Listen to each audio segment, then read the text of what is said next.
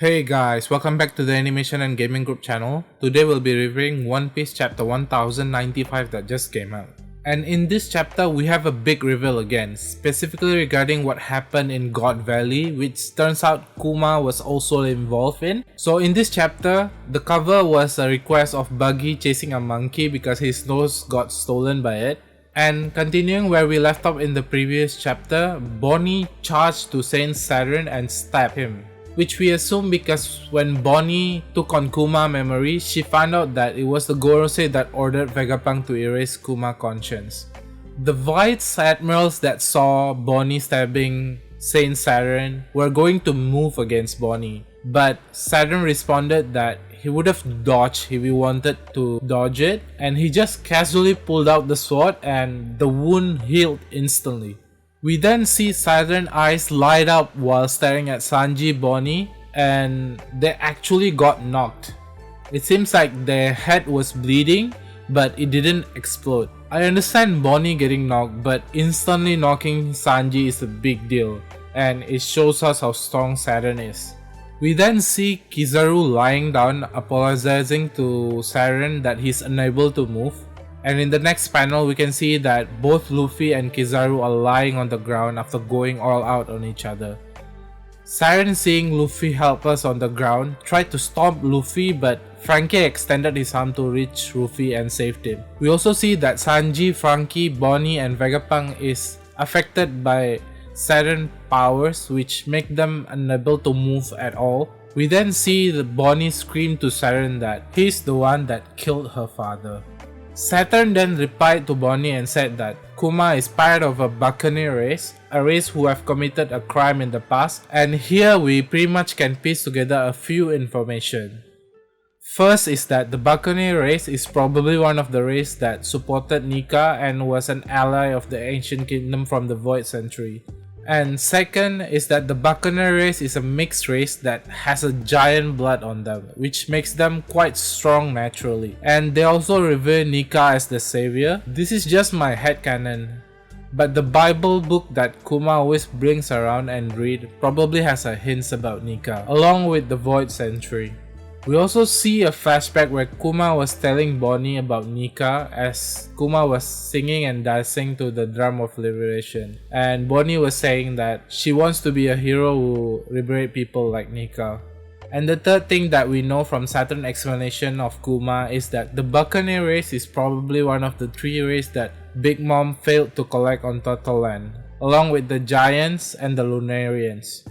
I'm also wondering if strong people like Big Mom and White Bear also has a Buccaneers race blood on them, because as we know, the smallest giant is about 12 meter tall, and White Bear and Big Mom is about 6 and 8 meter tall, which make them not a giant but not the size of a human either. This would also explain their strength, especially Big Mom since she was strong even as a kid. We then proceed to a flashback 47 years ago to Sorbet Kingdom, where Kuma was born. Kuma's father was a member of the Buccaneers race and his mother was a normal human. And when Kuma was born, somebody leaked the hospital record saying that Kuma has a Buccaneer blood, and Kuma's whole family was captured by the world government to be a slave.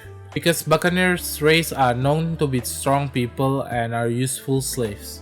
Kuma's mother passed away shortly after being a slave, and to cheer Kuma, Kuma's father told him about the legend of Nika, which has been passed down among the Buccaneer people. Kuma's father then started to rhyme the drum of liberation and dancing until Tenryubito shot him in the head because he was simply making too much noise. Man, when this gets animated, I'm sure we're all going to feel all kinds of emotion. We then go back to 38 years ago to what happened in God Valley.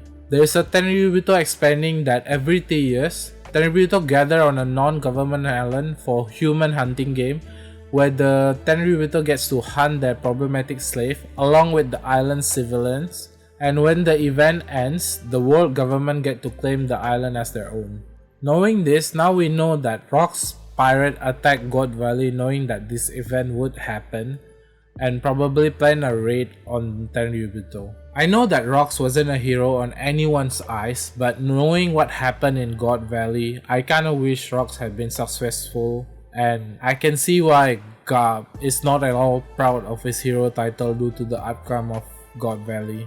We can also pretty much confirm that this event that the Tenryubito held stopped being a thing after the God Valley, because they finally realized that they'd be just putting targets at their back to pirates like rocks. And of course, the reason why the world government is allowing event like this is because the island that they overtake has the resources that the world government needs. A little more details about God Valley is that it's an island in West Blue, and it was specifically chosen because the island dared to use the name God as his name. We then see young Saint Garling killing the king of God Valley because he tried to stop the Tenryubito, and here we can see that Saint Garling looked a lot like Shanks, which is obviously a given considering that they are both from the Figureland family, which was revealed in the recent One Piece Red movie. Although we can't be sure if Saint Figureland is Shanks' father, since we see that Garling is still in his early 20s when God Valley happened.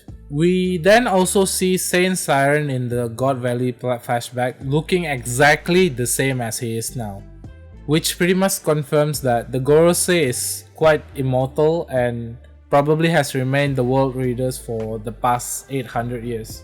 In the next panel, we then see that young Kuma is already hurt and is being dragged to field around God Valley. Presumably, I think it's because he tried to escape. And then we see young Ivankov with a young girl we haven't seen before named Ginny. Both Ivankov and the young girl named Ginny are also Tenryubito slaves, and we can see that Ivankov recognized Kuma, saying that he must be the buccaneer race that is quite huge, and he says that the blood of giants runs within him. And regarding young Ginny, we see that she's a character that we haven't seen before, and before her face was revealed, people were speculating that she was originally Crocodile. But from seeing her face, and since we know Oda drawn young Crocodile, it doesn't match at all. So it's likely that Ginny is probably Bonnie's mom. And I have a feeling that this is probably the start of Kuma and Ivankov and probably later Dragon forming an alliance, which in the end becomes the Revolutionary Army. And the chapter ends there. Unfortunately, there'll be a break next week, but I hope the flashback will continue because I have a feeling we'll see Dragon as a marine fighting on God Valley next. Thank you for watching the video until the end. Please subscribe and like the video to support me. See you guys next time. Bye.